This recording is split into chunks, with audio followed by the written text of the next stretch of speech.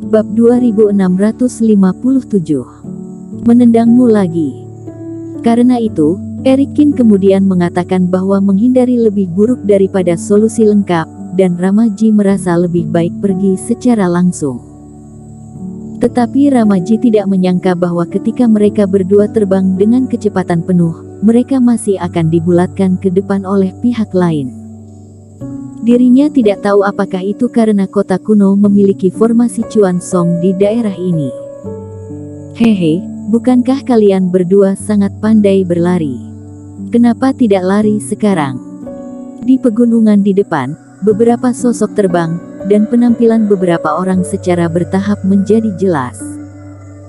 Pria berkepala itu memiliki senyum tegas, matanya tampak seperti ular berbisa, dan dia menatap mereka berdua. Itulah yang Nimo Yu lakukan.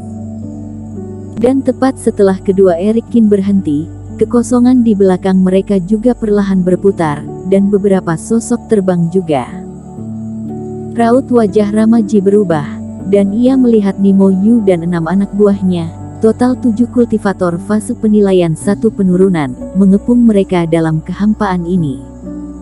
Bahkan jika tidak dikatakan, di Gunung Tandus yang dikelilingi oleh 7 energi pembunuhan, apa yang akan mereka lakukan sudah terbukti dengan sendirinya.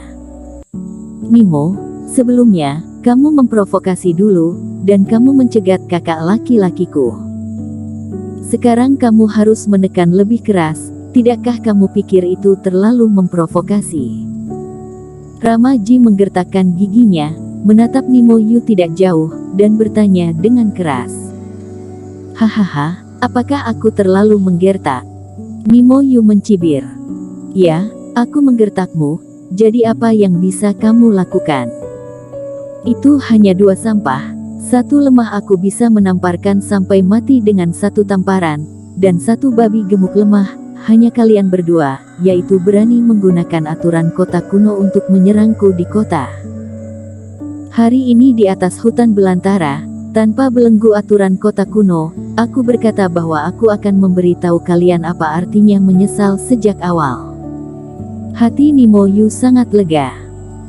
Dia ditendang ke udara oleh Erikin sebelumnya, dan dia ingin segera membalas, tetapi dia tidak bisa dan tidak berani.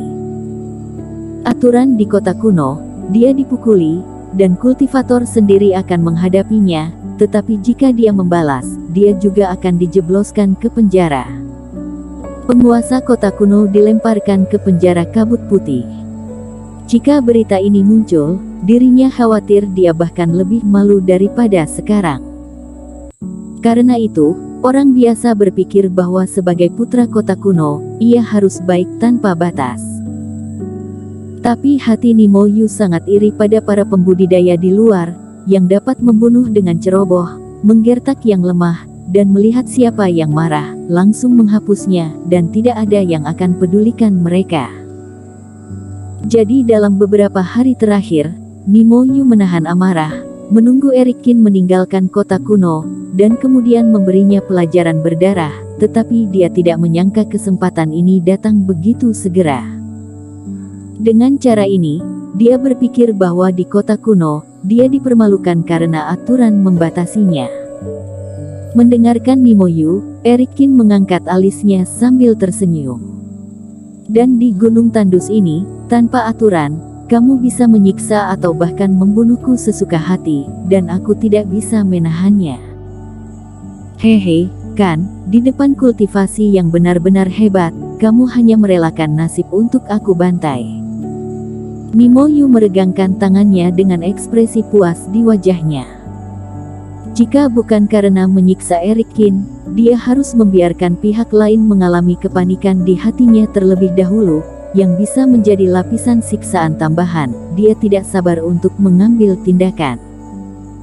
Kamu hanyalah seorang kultivator pada tahap awal fase penilaian. Jika bukan karena pria gendut ini, aku bahkan tidak perlu membawa orang lain.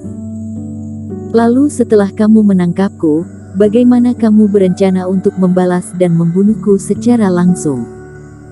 Erikin bertanya dengan rasa ingin tahu. Wah, kamu berani menendangku sebelumnya dan membuatku malu, jadi aku berencana untuk menendang setiap tulangmu hari ini. Mimo Yu tidak menyembunyikannya, dengan senyum dingin di wajahnya. Mimo, jangan keterlaluan denganku, tidak mungkin bagimu untuk bertindak gegabah terhadap Kakin. Teriak Ramaji dengan marah. Hehe, dasar gendut bodoh, biksu satu penurunan, yang sebenarnya mengakui sampah sebagai kakak. Kamu tidak melihat, kakak yang malang, sudah tidak berani mengatakan hal yang provokatif. Dia saat ini, dalam hatinya, aku takut dia sudah takut, dan akan berlutut padaku. Kata-kata mengejek Mimo Yu segera menyebabkan 6 orang lainnya tertawa, dan mereka semua mencibir pada Eric Kin. Memang, Eric Kin dulu berada di kota kuno dan bertindak sangat agresif, tetapi sekarang dia tampak tenang, atau bisa dianggap pengecut. Kenapa kamu tidak sombong seperti dulu? Mimo Yu mencibir, menunjuk ke Eric Kin. Tetap saja, kamu akan berlutut dan memohon belas kasihan, tetapi jika kamu benar-benar meminta maaf kepadaku, mungkin aku bisa memberimu sedikit kegembiraan.